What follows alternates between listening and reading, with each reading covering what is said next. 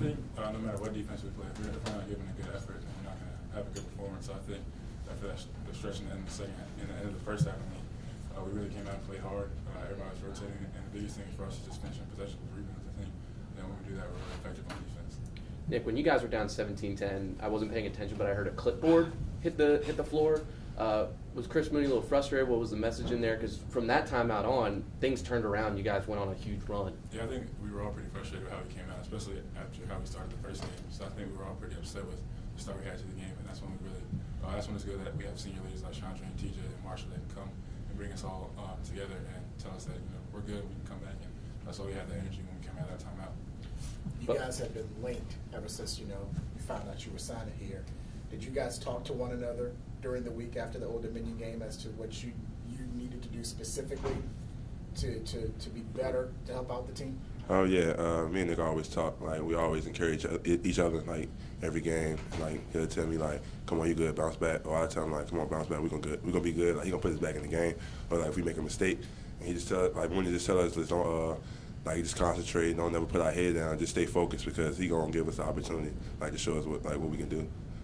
Monte, the putback slam, we saw it for a couple of years at Henrico. Like, what is the anatomy of that play? Is it just instinct? Is it, I mean, and you seem to go up like a full head and shoulders above the rim on the big one you had there in the first half. I mean, what is it about that particular play, and kind of what can it do for the team, for the building when you get one of those? I felt like it like pumped the crowd up like a lot, and I'm just so used to crashing the boards and getting rebounds. So as I seen I was that high. So I was like, might as well just dunk it. Like, no reason coming back down with it or just finishing it with a layup. So, might as well just let the crowd know I'm up there. The one in the second half, TJ kind of had a double team, and then he found you for another dunk. Yeah. The way he can pass, the way Chandra can pass, I mean, do you always have to have kind of the head on a swivel here with the Spiders? Because that ball moves around, I mean, I'm sure like nothing you've ever seen. Yeah, both of their passing is it's incredible. Like, especially TJ, he finds everybody's back cuts. He tells everybody, he just wants everybody to cut because he wants to get everybody involved in each and every game. During that run in the latter half of the first half, you two were instrumental with your defense and rebounding. What are the guys saying as the run is going? You guys are making the stops and the buckets are falling because it was you guys that got that thing going. Yeah, I think that's really important for us, especially as younger guys. We know that our job is to help out the older guys as much as we can. So they're really encouraging to us, and they tell us that we get stops and we go down offense and run our sets, and we're gonna be good. And I think that our defense is gonna be what carries, and we know that's how we have to play. We just have to continue that. Yeah, just basically just have to stay aggressive each and every day. Stay aggressive in practice because whatever you do in practice is gonna carry on to the game. So we just take practice very seriously, and that's why our defense is coming together like that in games, and we just gotta listen to what our leaders tell us and get the job done on the floor. Perhaps you answered that when you talked about practice, but what has to happen between coming in and being an inconsistent freshman and turning into a consistent freshman at some point where you can steadily give them double-figure scoring and rebounding and defense? I think that for us, it's just about how we approach every day. If we come in with the mindset that we're going to go out there and just play as hard as we can, it's going to translate. I think that for the last game, for a lot of us, we were pretty tentative, especially me. So I know that going into the week ahead, I knew that I had to be more aggressive and I had to be just more confident in general. So I think that for us, it's just about our approach and our mindset when it comes to every game. Four games is on separate. Oh, I was just saying, with the approach, it's just mainly this is all about heart. People look at us oh, they freshmen, they're not ready for this, but it's just heart. That's all I got. It's just heart. Yeah.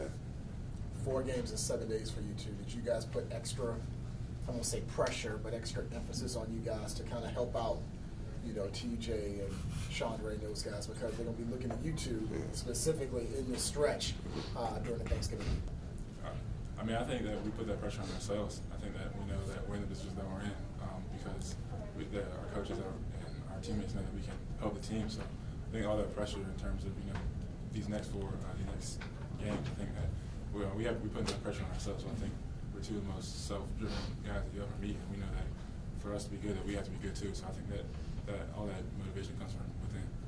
Yeah, same thing you said. We just have to motivate ourselves every day and just make sure we help them when they need us.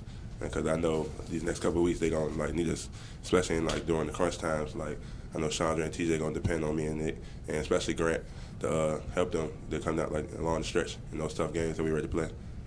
Guys, later this week, you have 2 games coming up in an NBA arena in Brooklyn. But before that, you have Hampton here. Yeah. What's the approach to make sure we're not looking ahead as obviously wide-eyed freshmen here before you head up to Barclays Center? What's the approach kind of staying level-headed with Hampton coming up? Oh yeah, we always take one game at a time. Like after this game, we just move that on to push that to the back and on to the next one. So we ready for Hampton now. See what their scouting report is and just handle it from there. And personally, I haven't really even thought about using Barclays Center. I think when you do that, you set yourself up for a big letdown on Tuesday. So I think that for us, I don't know, I haven't talked to anybody about the games coming up in Brooklyn. And I know as a team we're really focused on Tuesday. Yeah. Anything else? Well, I thought, all in all, we had some good stretches. We're going to need to improve and get better. I feel like our offense is pretty choppy. We rarely turned the ball over. We had 14 in the second half, so that's disappointing.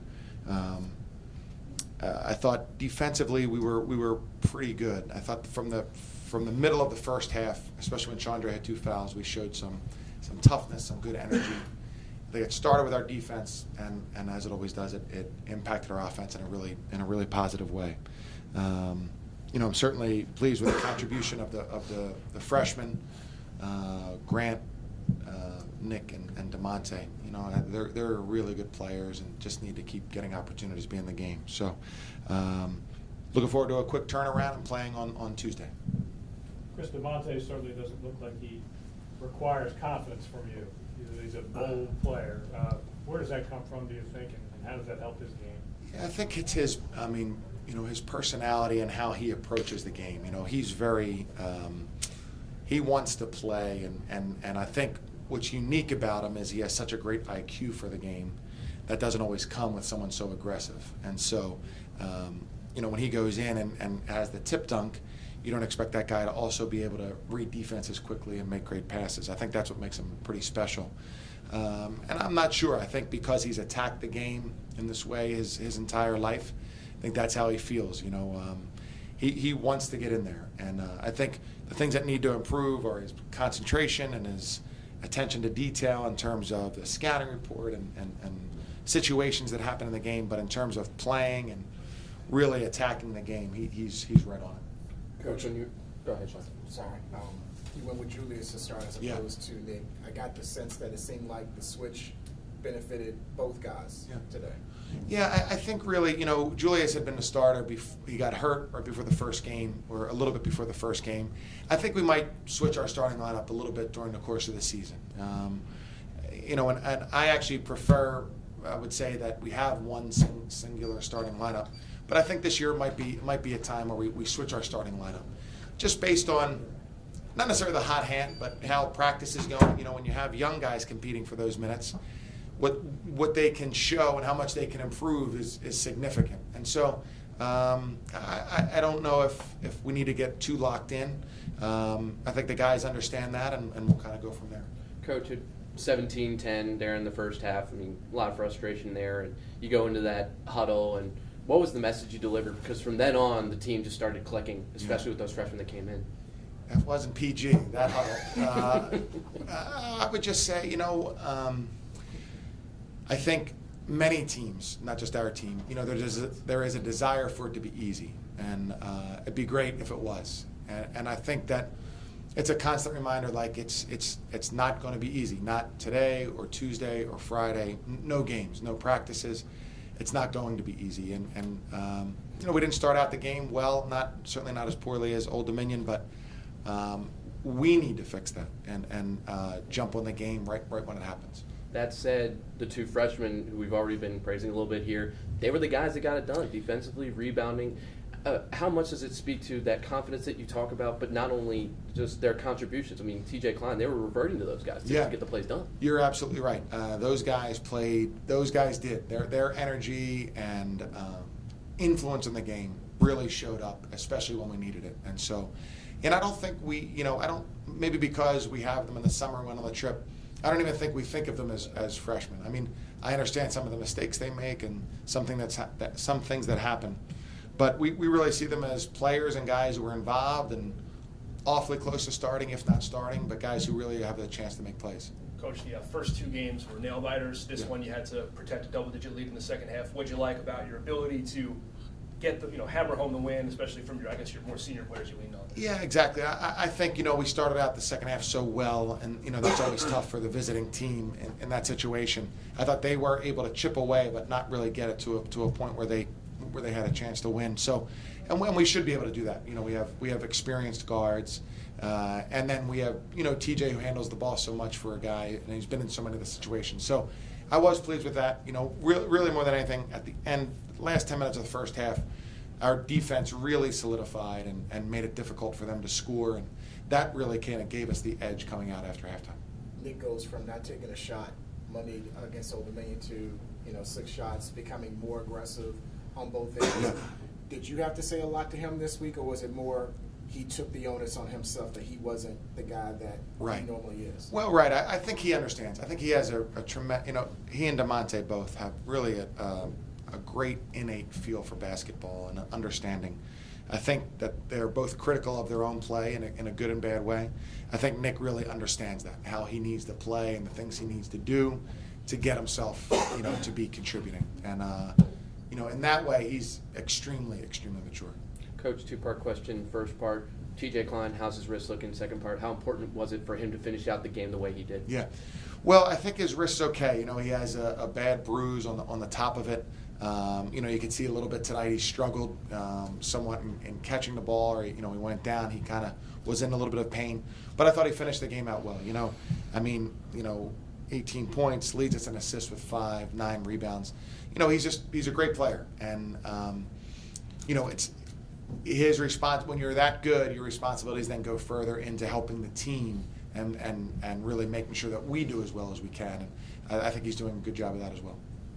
Coach, just Hampton, what do you know about those guys? I don't know anything. I'll know in a couple hours. So we're looking forward to it. I think that we'll have a different and unique but good crowd here on Tuesday, and just looking forward to the game and seeing